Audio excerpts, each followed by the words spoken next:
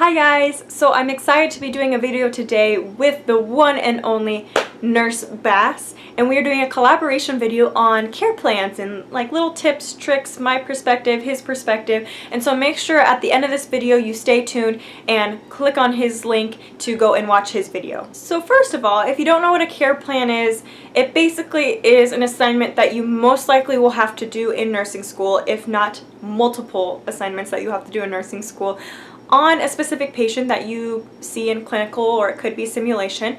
I've only done care plans based off of, my nursing school, so I'm not sure how other nursing schools do it, but I'm gathering it's probably pretty similar. And so these are just going to be a few little tips on care plans and how to make sure that you're doing them right, or how to turn in an excellent care plan. So the first thing is you have to be prepared on what you need for your care plan before you go to clinical. So typically, at least for my school, we have directions that we can print out and bring into clinical, so that way when you're at clinical, you find a patient that you want to do your care plan on, then you can look at your directions and make sure you collect all the information, because there is nothing worse than going home and being like, oh my gosh, I didn't get the lab values on that patient, or I didn't get this on that patient, or the meds, and if you forget a part of the assignment, then you may not be able to do your care plan on that patient, and you may have to restart the next week or at your next clinical.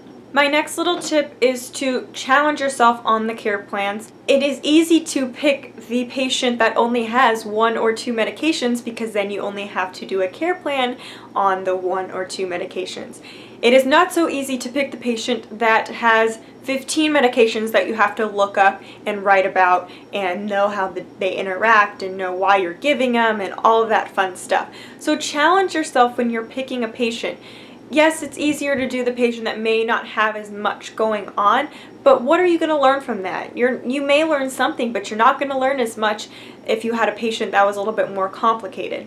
I actually had a teacher one time that said, don't pick the most complicated patient, because it's a lot of work on you and it's a lot of work for the teacher to grade it, and which I can understand that it is a lot of work, but for me, I personally like to challenge myself, and so I like to pick the most complicated patient because I like to understand how things interact and why this is happening and why we're giving this medication and all of that fun stuff. My next little tip on care plans is to not wait until the last minute to do them, because they take forever. They're very, very time consuming, and at least in my personal experience, I have spent 12 to 15 hours in one day on a care plan before, because it was very long and very intense and a lot of components had to go into the care plan.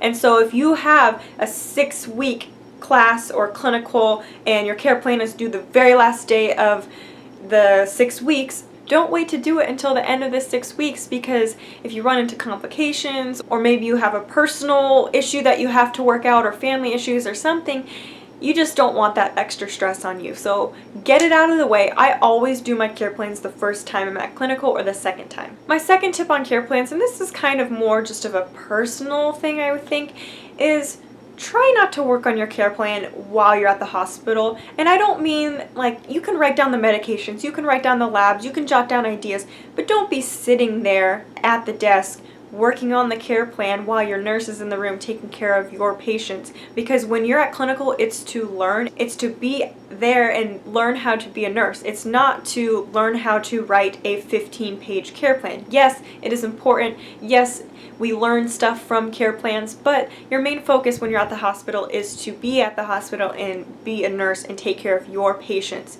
If you have some downtime and it's okay with your nurse, then go for it, work on your care plan. But rarely have I been in the hospital where I have just had so many hours of downtime where I could complete a care plan. Actually, that has never happened. So use your time wisely and try not to take up all of your clinical time, because clinical time is so precious and it's going away more and more now. We're leaning towards doing more simulations than clinical time, so don't waste it sitting there writing stuff down when you can be in the patient's rooms learning things hands-on. Okay guys, so those are my little tips on care plans. I know each school does them differently. Some may require that you have 10 nursing diagnoses, some may require that you have 2, some may require that you do the medication, some may not.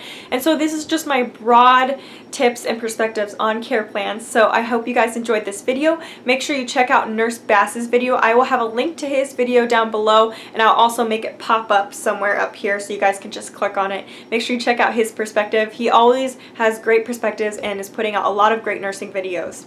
Alright guys, so I'll see you guys next time, and make sure you give this video a thumbs up, subscribe to my channel, and I will see you later. Bye.